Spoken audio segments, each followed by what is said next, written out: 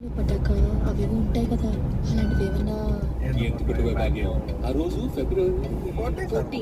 అప్పటి వరకు గ్రూపులో కలుసుకునే మేము ఇంత గుట్టుగా కలుసుకునే ఇప్పటికే ఆ మూమెంట్ తలుచుకుంటే వనుకొచ్చేస్తుంది.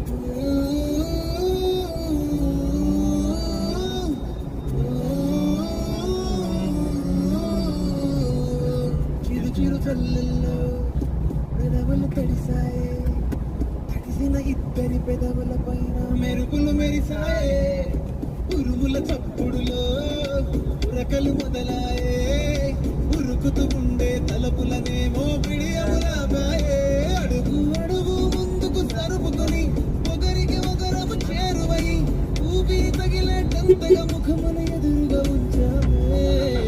ముద్దు పెట్టేసావా? లేదే భాగ్యం చాలే.